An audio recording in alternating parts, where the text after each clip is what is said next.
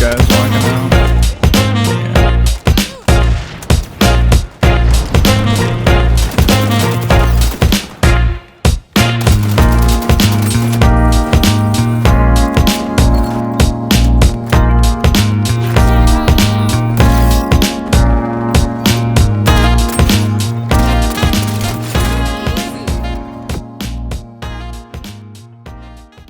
The newest class-based arcade shooter is here, fully launched.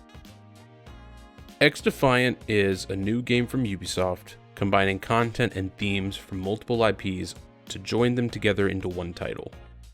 Basically, think Smash Bros, but FPS. I started playing it on launch day a couple days ago, as I had heard some whispers about it in the past few months, and while I wasn't necessarily holding my breath in anticipation, I was interested to see what would come out of it. And now, while overall, I have really been enjoying the game and I'm excited to talk about it, because there is really a lot of good to talk about, there's definitely some issues that need to be addressed, or else this is just going to be another dead game 2 months after it releases. The way it works is that there are currently 5 factions, each of which has a passive, an ultra, and one active ability of your choice.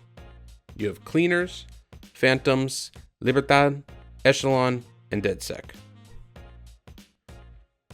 The Cleaners, coming from the Division, do burn damage with all of their weapons, which adds a small damage over time effect. This does, however, come at the cost of lowering their range, making them more suited towards close to mid-range defensive positions. The active abilities available are Incinerator Drone, which throws out a drone that flies in a straight line, leaving a trail of fire and exploding at its endpoint, and Firebomb, which lets you douse yourself in a Molotov cocktail, setting fire and doing heavy damage to anyone in your immediate vicinity. It's a great get-off-me move, but it can be a little annoying when people just run up to throw themselves at you for a cheap kill. Lastly, their ultra ability is Purifier, a very strong flamethrower with deceptively good range. Next up, we have the Phantoms from the world of Ghost Recon, and these guys are some of the best defensive characters in the game. Their passive is just a straight additional 20 health. Their active abilities are Mag Barrier, which is a deployable shield, similar to Orissa's shield in Overwatch 1, if you've played that, or Blitz Shield, which is a strong riot shield, and it leaves just a slight amount of your feet, but all of your side exposed. That being said, it's a great option when you just need to make that last-ditch effort to get onto the objective. The Ultra ability for the Phantoms is Aegis, which surrounds you in a dome shield that blocks all incoming damage. However, you turn into a turtle. The Ultra replaces your weapon with a scatter gun that has roughly the same range as your dome shield, and removes your ability to sprint. It's fantastic for those last stand plays, whether it's on offense or defense, but make sure you keep your head on a swivel, as enemies can charge into your shield and end your run early if you aren't paying attention. The Libertad Faction, hailing from the most recent entry in the Far Cry series, act as the medic class. They passively always have their regen going, albeit it's a slower rate than what staying out of combat would yield. When nearby allies, those allies receive the same effect. And even though it can be hard to notice because it is such a small amount, I've definitely had this save my life multiple times, including the last game I played right before making this. El Remedio drops a healing canister on the ground for you and your allies, which the enemy team can destroy, or you can even break it early so you can start your cooldown sooner. The Biovida ability is a much faster healing option, but it lasts only a few seconds, so it's best taken after you've taken damage or immediately before taking a fight where you expect to get hit. I've kind of concluded that when you're going for pushing positions that you don't have control of, Biovida is a better option. But when playing more defensively, El Remedio will be the better option and will definitely get more value. Finally, we have Medico Supremo, arguably the strongest ultra ability in the game. While in range of this deployed ability, you and teammates receive an additional 100 health and regen health at an extremely fast pace, making you nearly unkillable. However, the ability is balanced out by its short lifespan, only about 6 seconds or so. The best option when you see someone activate is to just sit back and cover and wait for it to expire. Next up, hailing from the Splinter Cell franchise, which also happens to be one of my earliest memories of gaming, along with the likes of Halo, Street Fighter, and Super Mario Bros. We have Echelon. Now, I'll be honest, I've not kept up with the franchise in recent years, so if I'm missing some piece of lore, please let me know. But it kind of annoys me that they didn't just call this faction Third Echelon. Apart from that, though, this is my second favorite faction to play as. For your passive, you have low profile, which keeps you off the minimap regardless of anything you do. Now, honestly, this would be great, except for the fact that I kind of think this is the weakest passive, since I don't really find myself looking at the minimap very much, and I don't think most others do either. For your active abilities, you have the option of the Digital Ghillie Suit or the Intel Suit. The first functions as a slightly better, although still detectable, active camouflage from Halo, rendering your character model transparent with only some slight distortion. Just enough that the trained eye would pick up on you briefly, but if you choose your pathing well, you'll be nearly unnoticed until it's too late. The Intel Suit will ping every few seconds after being activated, revealing enemies nearby to your position to both you and allies. It's a fantastic option for sniffing out rats, but if you're against 4 snappers on the other side of the map, it's not very useful. And finally, we get to the Sonar Goggles Ultra. You pull down the classic tri-lens goggles that were iconic to the series, revealing all enemies on the map. However, this is only for you. Your teammates will not benefit without you calling out those positions. You also pull out the iconic 5.7, which was Sam Fisher's go-to sidearm, and it's capable of one-shot headshotting or two-shot body shotting. So if you're feeling confident in your aim, it can really be a tide turner. Now lastly, we have DedSec, and these guys are coming from Watch Dogs. Now, I have yet to play with DedSec, as I'm still working on their Unlock Challenge, which requires a hefty amount of XP gained, and I'm only a little bit over halfway there. But they are a solid option, and they're not exactly overpowered. Their passive is the ability to restock the devices, which is just another word for your grenades. This can be a huge help, as grenades only seem to restock upon respawn and have a considerable amount of utility involved. The active abilities are Hijack, which takes over enemy abilities and converts them to friendly, or Spiderbot, which seeks out the nearest player and gives them a cute little hug, allowing you to jump in and high-five them with your gun. Lastly is Lockout. It shuts enemies out of using their active or ultra abilities if they're too close to you, and I don't really see this one too much, but I think it's just because of how few people have the DedSec agents available. Lastly is the Ultra Lockout.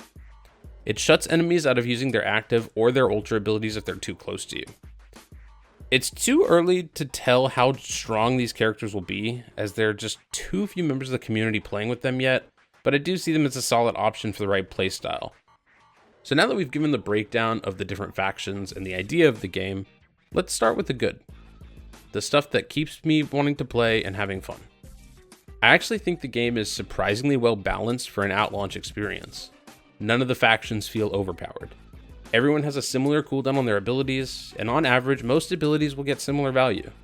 But when they're used effectively, which you should always be trying to do anyways, almost all abilities hold extremely high value. Even what I would consider to be the lower value abilities do have their use cases. Now, continuing on with the balance discussion, the weapon balance is actually really nice. Each class of weapons as a whole feels pretty good, and I've played with most weapons at this point. That being said, I've got some complaints.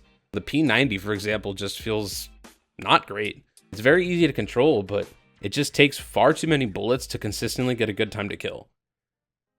LMGs never feel very good to me, as they tend to just feel like big assault rifles with large clips. That's really no exception here, unfortunately. But as long as you aren't trying to COD reload and you're actually being smart with your positioning, you can shut down angles pretty effectively. The M4 feels weird at first, almost feels weak, but then after I played a game or two, I actually got really good with it. The AK-47 feels great. That being said, the damage falloff is pretty heavy. Even if you're hitting your shots and controlling them, just the damage itself is just low. Now, what did take me by surprise was the fact that the M16 is in this game, and it's probably the only time I've actually seen it implemented well in its burst form. It feels really satisfying to kill in 2 to 3 bursts, and it's got an easily controllable recoil. Marksman rifles, they feel very strong, but they will rely heavily on you actually being able to aim. Considering the fact that most of your kills are going to be in 2 shots, if you can get those 2 shots right back to back, it's got one of the fastest time to kills in the game. Now, sniping in this game does feel pretty good, with upper body being the requirement to one-shot kill with the M44. You can go slightly lower with the more unwieldy 50 cal. My only real complaint with the snipers is that there are no options for iron sights on them at all. It's always nice to kind of throw the iron sights on when you just want to go for those super fast quick scope style gameplay, but it does make sense as that could quickly become an extremely dominant playstyle. Now, as far as attachments go, none of the iron sights that you have to start with feel awful, though I do still prefer a simple reflex or hollow sight. What really took me by surprise though was the fact that there are many attachments that just have no downside and instead offer only positive attributes, which is honestly a really nice change of pace, as I'm just so used to seeing nothing but a trade-off from almost every attachment available in other titles with a create a class function. The progression and unlocking system is actually really smooth. It's not often these days that we get a free-to-play game that actually lets you unlock a large amount of the content for free. There's only one weapon locked behind the battle pass, and it's a free tier that took me midway through my second session to unlock. There are some cosmetic things that are locked behind some form of paywall, but nothing that really gives any sort of tactical advantage. The battle pass is relatively cheap, only going for 700 tokens, which is equivalent to $7 US, though you are forced to buy in increments of 5, so you'll still be looking to shell out at least $10 plus sales tax. That being said, they did take the more likable approach and made it so that the 700 credits can all be earned back by progressing the battle pass far enough. And this is something that I always like to see, because it lets you put yourself in this pattern of you pay for a battle pass once, and as long as you finish the battle pass each season, you can just keep unlocking subsequent battle passes. But as long as they keep up this pattern, I really think it's going to help them maintain a good relationship with the customer base. Now, the last of the good things I'll talk about is the sound design. I know this isn't something a lot of people usually talk about, but I'm the kind of person who sound whores it up all day, every day. So being able to hear someone flanking me, whether I'm inside, outside, in some weird little hallway, whatever, it's really nice being able to identify what direction someone's coming up on me from. And the fact that I can still hear that through the gunfire, through the explosions happening all around the map, it's really impressive, and I actually really appreciate it. Next up, we've got some bad stuff, just the minor issues. This stuff should be able to be fixed without too much issue, but it does definitely bother me a little bit. Now, first off, the lobby and the UI system. The way it drops the entire lobby and remakes a new one with this really bad loading functionality, it's just really annoying. You're sitting there, you just ended a game, you go to look at your classes and adjust things with some new attachments you just unlocked, until all of a sudden, a loading bar blocks your screen and you can't do anything. If you try to click, you hear things clicking in the back, but nothing changes on screen except for a little loading bar. I really don't like that. It really gets annoying. And there's no honest reason why we shouldn't be able to just have all of our create a class, look at our challenges, look at our stats. There's no reason we shouldn't be able to do all that while we're getting inserted into another lobby. It's 2024. We had that functionality 10 years ago. It's not hard. Now, there's also some bugs that I've noticed in the UI system. For example, all of the detailed weapon stats that show you your speed all say 9 meters per second. LMGs and snipers show the same run speed as a pistol, and you learn very quickly that that's not true, and you should always be switching to your pistol on your way back to a fight. The damage values also don't seem to tell the whole story, as the M44 sniper shows that it does 70 damage at all ranges. Now, that's obviously not true, because I was already saying earlier, you can one-shot as long as you hit high enough on the body. So, having some clue as to what the exact damage multipliers are, and where on the body they start and end, would actually be really amazing information, and would definitely help with making the decisions. There's also some weapon model issues that I've noticed, where if you have a skin equipped to a weapon, it sometimes doesn't show certain attachments. I first noticed this when I put the cold steel skin on my deagle, and my suppressor just disappeared. Functionally, it's still there. Both in-game and in loadout editor though, the suppressor is just gone. It's by no means game-breaking, but it's noticeable and something that probably shouldn't happen. Back to the UI, there's also the issue of player stats. The average skill rating, win-loss, KD, and score per minute are all on the page, but only show information from the 10 most recent games average, and it shows the trends. Now, not knowing what your lifetime or your personal best is for some of these stats is kind of irksome, and it's hard to track improvement long-term if you can only look at surface-level information from just 10 games. Now lastly, we get to the ugly. These are the things that when people hear about them or experience them, it's going to make them uninstall, try to forget all about the game, or even worse, refuse to play the game from the start. Hit reg, hit reg, hit reg. The hit reg can be so bad, it is not uncommon to run around a corner only to die once you breathe that sigh of relief that you made it to cover. On the flip side of that, there's also times where you'll shoot an enemy, you'll get the hit marker, only to see their health bar not go down at all. I've seen some extreme examples on Reddit, and I do think that those are mostly a mixture of bad ping and bad hit reg, but for me personally, I definitely have had it happen a few times, just nowhere near as bad as some of the clips you might see. I know that long term, this is the kind of thing that gets people angry, and understandably so. It's one thing if it happens once every other session, but when you experience stuff like this up to multiple times per match, it's enough to make even the most experienced player Alt F4 into oblivion. Now, another issue I want to talk about is a very specific playstyle that I've seen running around a lot. Some of these players are running around, jumping back and forth with absolutely no visible slowdown, and more importantly, no hindrance to their aiming. 2 feet away from you, they'll jump back and forth, becoming extremely difficult to hit.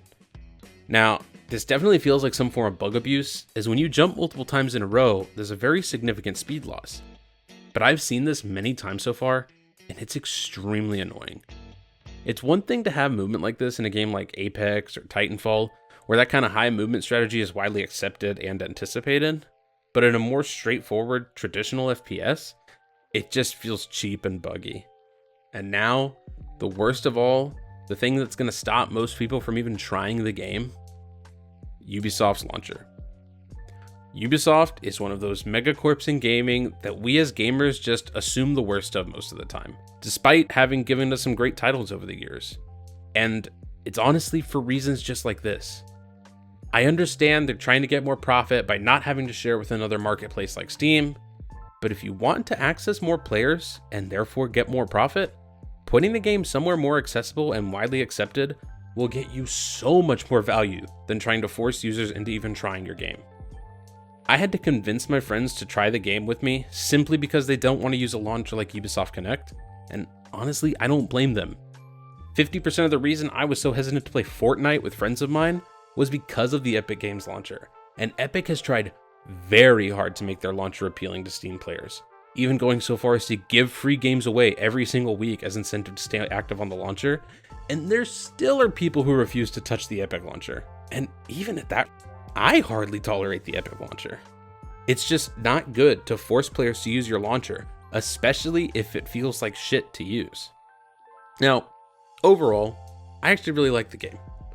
It's fun, I don't take it very seriously, but I do hit clips and I enjoy feeling like I played well. Yeah, I have moments of frustration, but I personally have a lot more moments of reward. I'm honestly impressed by how good the game is, and I would have expected something that would have felt a lot more cash grabby and low effort. They didn't go super predatorial with their money making techniques, and I really appreciate that. Now, I would definitely recommend giving xDefiant a shot, especially if you're just looking to spice things up with a new shooter. It's one of the best free-to-play games I've seen in a while, and a really good alternative to scratch that COD itch if you're tired of being forced to play a new game every year. Anyways, that's all my thoughts on the game. I really hope you guys enjoyed this video, maybe you learned a thing or two, and hey, maybe I'll see you on xDefiant. Y'all have a good one.